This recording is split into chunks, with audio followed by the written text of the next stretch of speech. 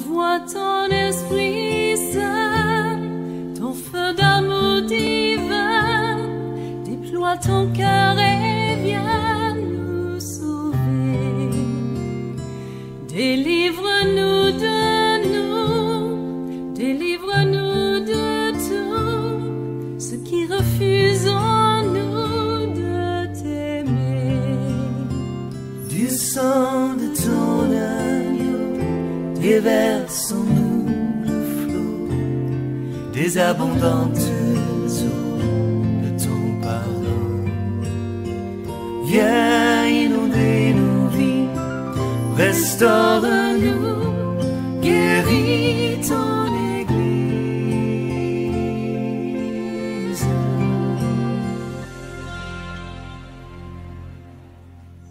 Simon de Cyrène était dans la fin des temps. Simon de Cyrène était dans la fin du jour de Jésus-Christ.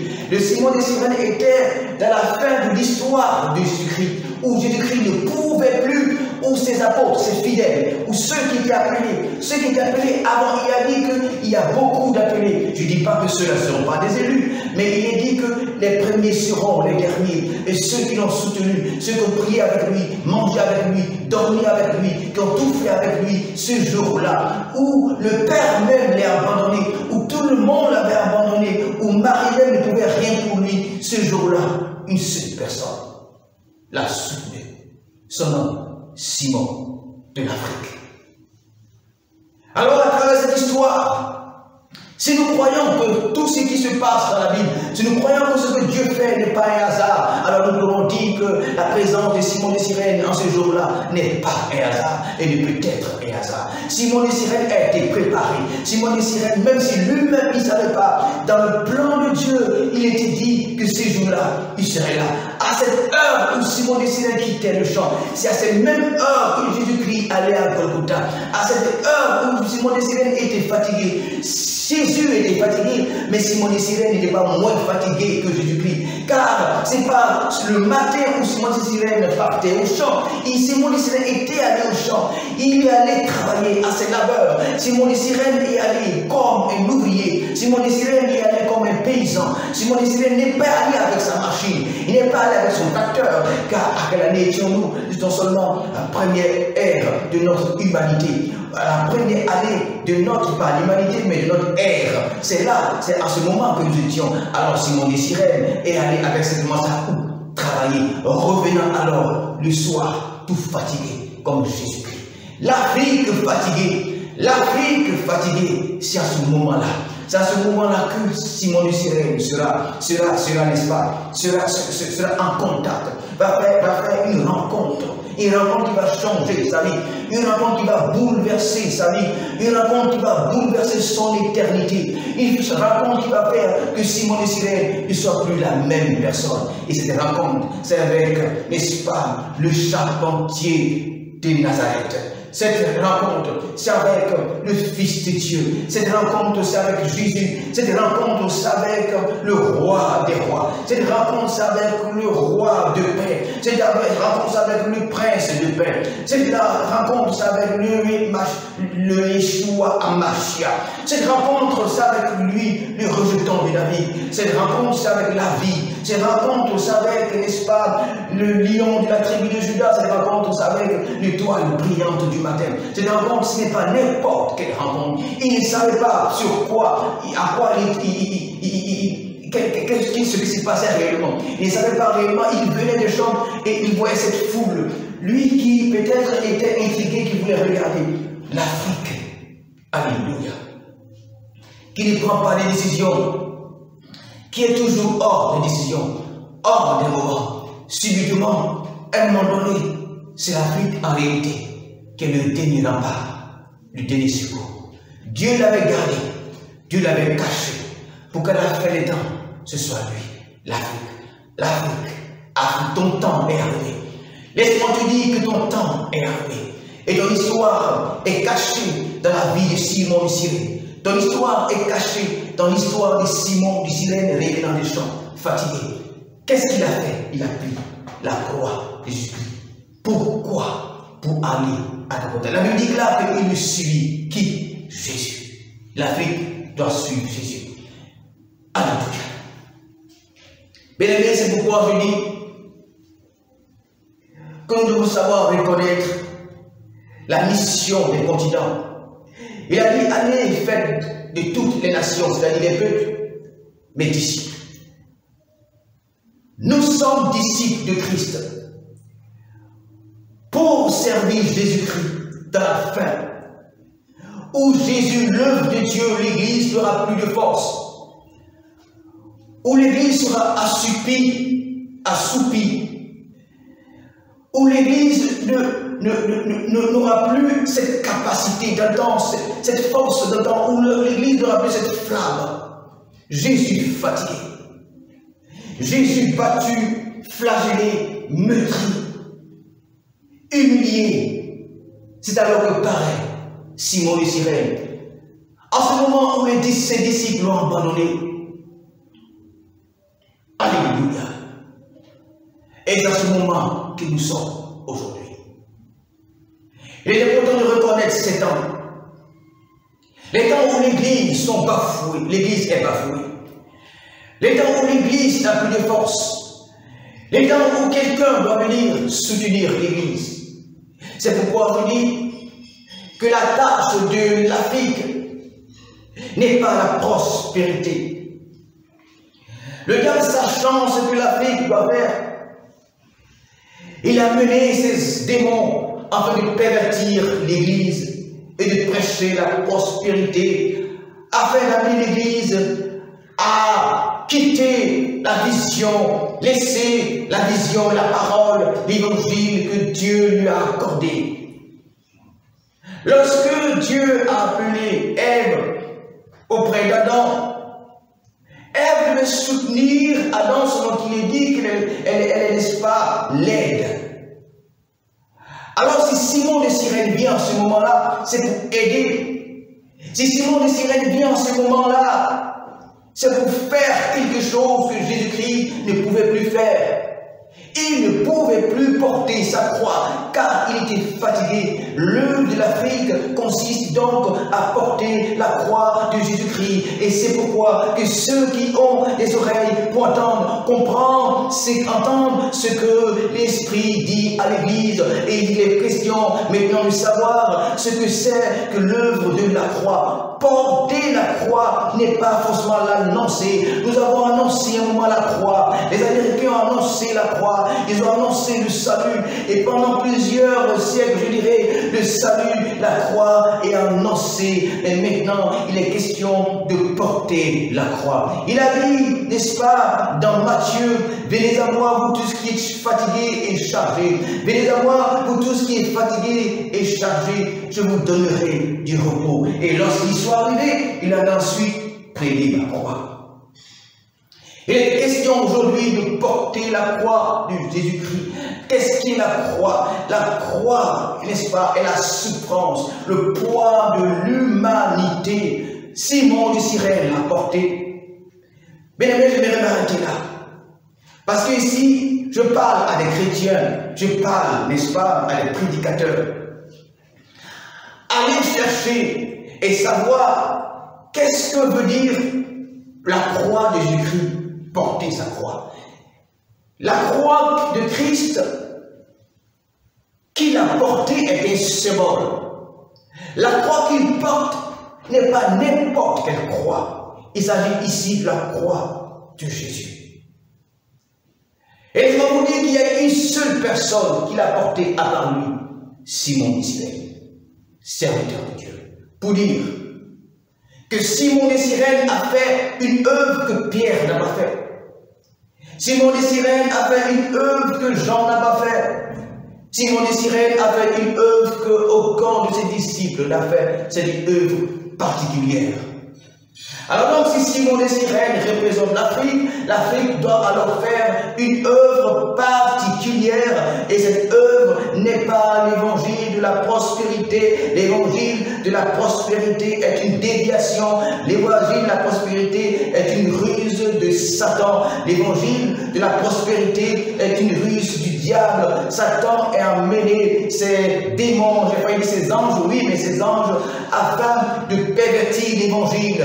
Et Satan a choisi des pasteurs dans le monde entier, à commencer aux États-Unis, et aujourd'hui la pauvreté africaine a fait que 80% des pasteurs prêchent ces faux évangiles afin, n'est-ce pas, d'égarer le peuple de Dieu, parce qu'eux-mêmes, ils sont égarés.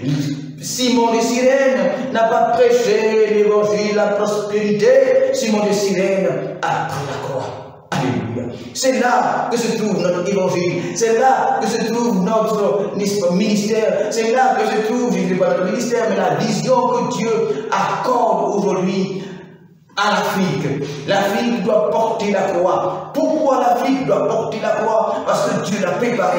L'Afrique robuste, l'Afrique, n'est-ce pas, esclavage. Toi qui as souffert des mains des autres, toi qui, n'est-ce pas, qui a été esclave culturel, esclave, n'est-ce pas, économique, esclave politique, tu es habitué à l'esclavage. Alors Christ t'appelle, toi qui ne voulais pas prendre sa croix. La Bible déclare qu'on l'a forcé. C'est Christ, le Père, au-delà des hommes, te forcera à porter la croix. Et laisse-moi te dire, aucune nation n'a fait ce que tu dois faire, car aucun serviteur de Jésus-Christ, aucun disciple de Jésus-Christ, aucun apôtre de Jésus-Christ n'a porté cette croix. Il y a deux personnes, Christ lui-même, et lorsqu'il ne pouvait plus, celui que Dieu avait préparé, celui que Dieu avait mis à part, celui que Dieu avait enlevé sur son continent pour l'amener en ce lieu. Celui que Dieu avait préparé pour donner un champ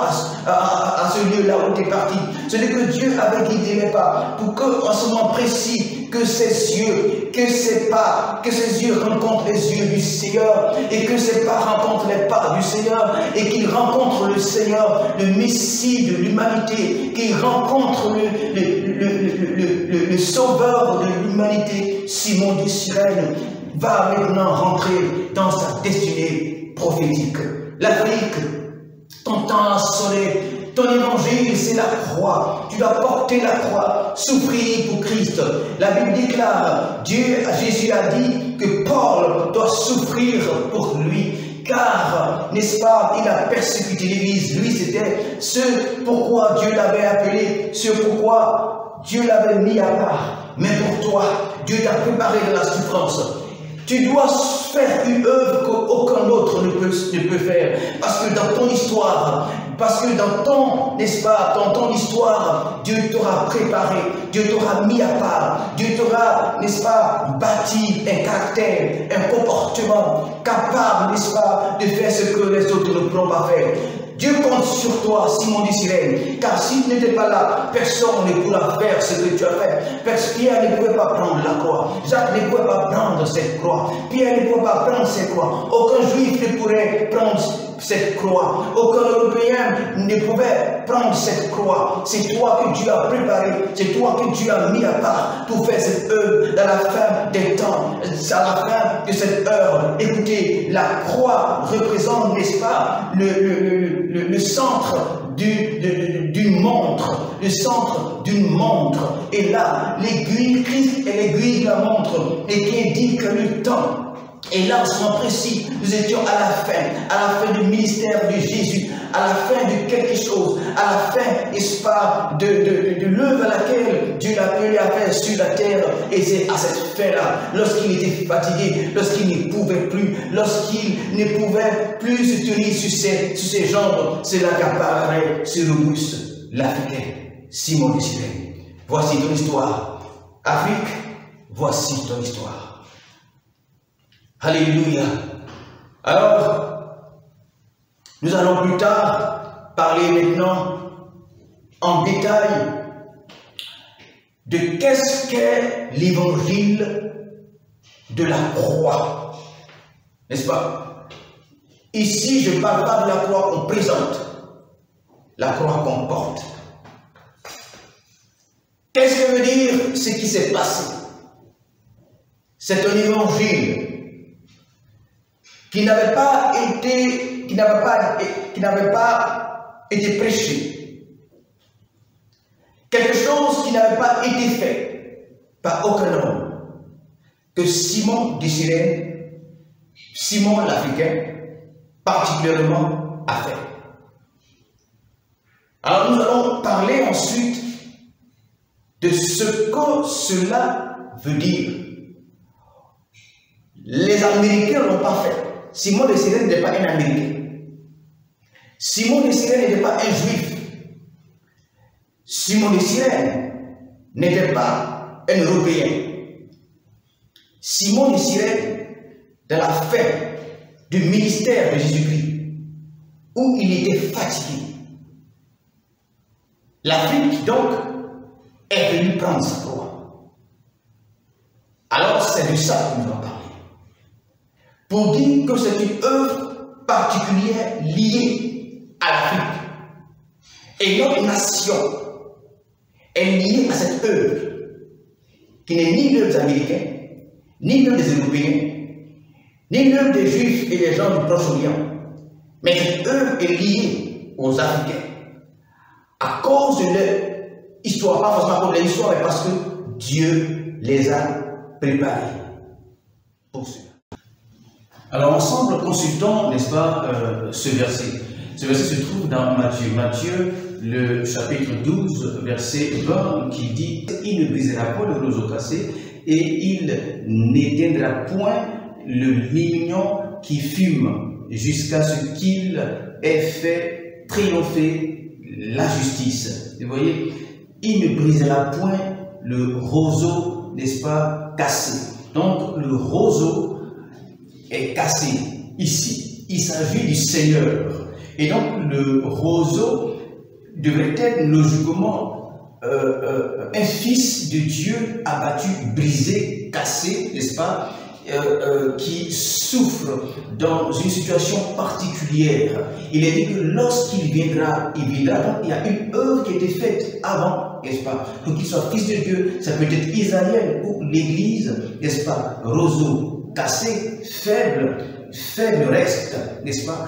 Lorsqu'il viendra, il ne l'achèvera pas. Lorsqu'il viendra, il redressera le roseau qui lui appartient déjà, n'est-ce pas, mais qui est faible, qui est, n'est-ce pas, cassé. Il est dit également, il n'éteindra point le lumignon qui fume encore. C'est-à-dire que le lumignon, c'est cette petite flamme qui reste.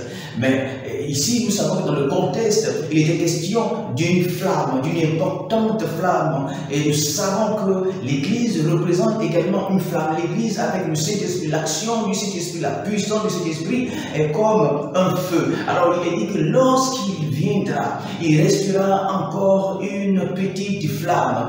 Mais il n'éteindra pas cette flamme qui reste jusqu'à ce qu'il ait fait triompher la justice. Alors ici, on peut se représenter comme l'œuvre, n'est-ce pas, de l'Église, ce qui reste de l'Église.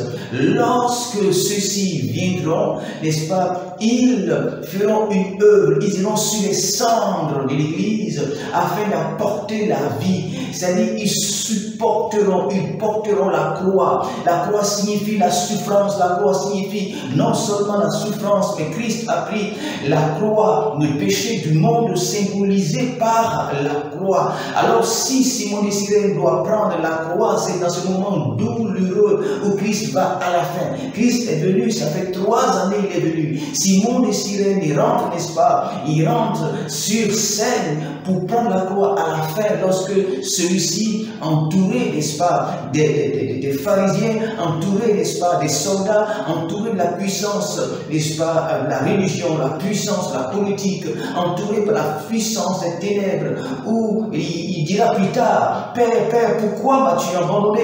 C'est-à-dire qu'il sera dans un moment assez difficile de son histoire ou de son œuvre. C'est alors que Simon de Cyrène apparaît. Voici l'œuvre à laquelle Dieu appelle, n'est-ce pas, l'Église de l'Afrique. L'Église de l'Afrique ne se donnera pas à une situation comme nous le voyons aujourd'hui, c'est-à-dire une Église, n'est-ce pas, qui est une église qui commence. Et un siècle d'histoire, ce n'est rien. Une église, je dirais, un siècle, c'est trop. C'est maintenant que l'évangile, n'est-ce pas, a réellement pénétré notre nation.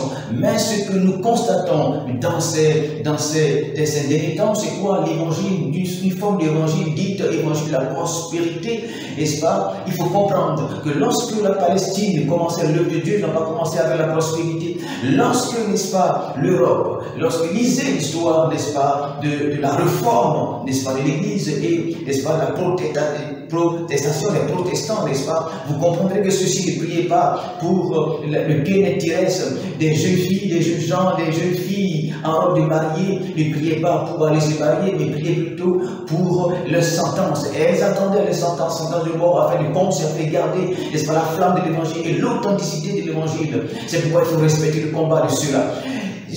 Lorsque les États-Unis ont commencé avec l'œuvre de Dieu, ils n'ont pas commencé avec la prospérité. C'est tellement qu'ils ont commencé avec, parce que c'était une certitude, ils ont commencé avec l'authenticité de la révélation qui leur était donnée à leur temps. Mais c'était une œuvre véritable, une œuvre forte et une œuvre puissante. Certainement qu'ils finiront plus tard avec la cendre de l'évangile, mais ils ont commencé, n'est-ce pas, avec toute l'autorité de la force de l'évangile. Ils ont connu les hommes de Dieu, n'est-ce pas, tels que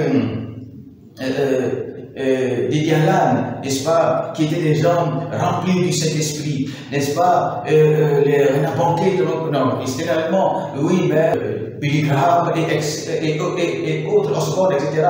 Ils ont commencé avec l'authenticité, n'est-ce pas, de la parole de Dieu. Mais nous n'avons pas encore commencé. On ne peut pas commencer une œuvre avec ce que nous faisons aujourd'hui. Il faut commencer, n'est-ce pas, l'œuvre dans une forme. C'est vrai que nos pères ont commencé une belle œuvre, mais ça a pris pour les anciens de comprendre combien de temps ça a pris. Mais aujourd'hui, là où nous sommes, il faut revenir à un évangile réel, à un évangile authentique. C'est pour ça que nous parlons, c'est pour ça que Dieu, n'est-ce pas, a renversé les choses afin que nous puissions comprendre notre mission. Si le Côte d'Ivoire, si l'Afrique doit servir le Seigneur, elle doit le servir de façon authentique, elle doit le servir de façon réelle, elle doit le servir de façon vraie et non prêcher, n'est-ce pas, une sorte d'aisance. Nous allons revenir sur ça. Et actuellement, nous sommes en train d'introduire, n'est-ce pas, les messages que nous avons prêchés. Et voici, n'est-ce pas, l'un des messages que nous allons aller, n'est-ce pas, en détail de ces messages. Alléluia. Que donc le nom du Seigneur soit béni. À la suite.